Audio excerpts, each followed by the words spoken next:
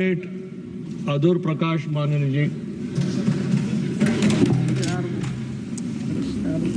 Sir, question number 263. Sir, a statement is laid on the table of the House.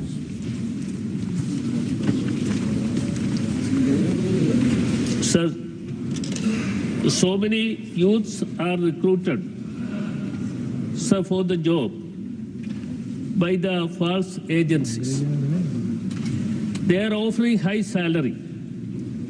But unfortunately, these youths are cheated. Sir, they are not getting salary of foods there. Sir, 5 youths from my constituency were recruited for Russian army on false promises of job. The issue had taken up with the External Affairs Ministry, and all of them are released and repatriated. Sir, it is concerning that the incident of fake recruitment to foreign countries on false promises are increasing. Sir, many such incidents, including a recruitment of youths to Cambodia and Myanmar for cyber crimes and slave jobs, were reported recently. Such fake agencies are very active and jobless. Youths are easily being their victims. So government had ordered an inquiry into such agencies targeting Indian youths. Sir, my question, what are the findings of the inquiry and what action has been taken against the agencies? Has the same inquiry resulted in the arrest of any Indian citizens as recruitment agents or conspirators in the false recruitment? To Russia, we have in total 91 cases so far of Indian nationals who were recruited into the Russian army. 8 of them, unfortunately, have passed away. 14 of them have been discharged or in some manner have come back with our assistance. And there are 69 Indian citizens who are awaiting release from the Russian army. Sir, as my answer has also conveyed to the honorable member, we take this issue very, very seriously. I have myself raised it numerous times with the Russian foreign minister, and when Prime Minister was in Moscow last month, he raised it personally with President Putin, and he got President Putin's assurance that any Indian national who is in the service of the Russian army will be discharged and released. The problem, sir, is that the Russian authorities maintain that these Indian nationals entered into contracts for service with the Russian army. We do not, we are not necessarily subscribing to that. I share the honorable member's view.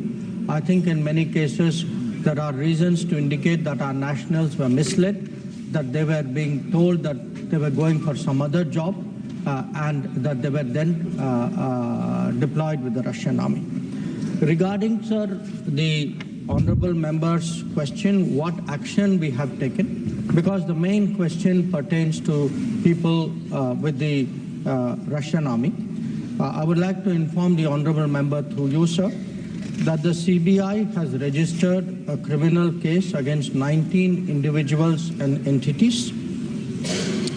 They have examined those 14 people who have returned from Russia. Sufficient evidence has surfaced against 10 human traffickers whose identities we know. During the investigation, 2 of the accused were arrested on 24th of April and 2 more on the 7th of May. All the 4 accused are presently in judicial custody. Sir, the honorable member also referred to a different issue, which is the cyber trafficking of people who are being misled, taken to Southeast Asia and made to work on cyber scams and related issues. Again, sir, we take this very, very seriously. We have taken it up with all the concerned governments at a political level.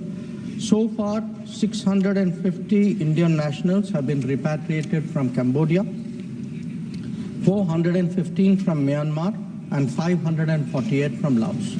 So, as the honourable member has noted, sir, and the government also appreciates the gravity of this issue. This is an issue for which we have to be very vigilant. We have to crack down very hard. So I have also attached with the answer, sir, a list of cases state-wise for the last 3 years. What is the action taken report? What is the status of legal proceedings in those cases? Please. Supplementary. Sir, these youths are appointed without any training. How can we able to recruit these youths without any training? Thus, you have given one answer, respected minister has given one answer.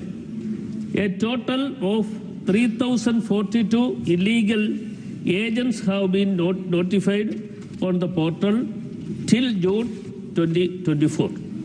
Sir, what action has been taken against these illegal agencies? Sir, there are a range of issues in this. The cases regarding Russia are in a different category.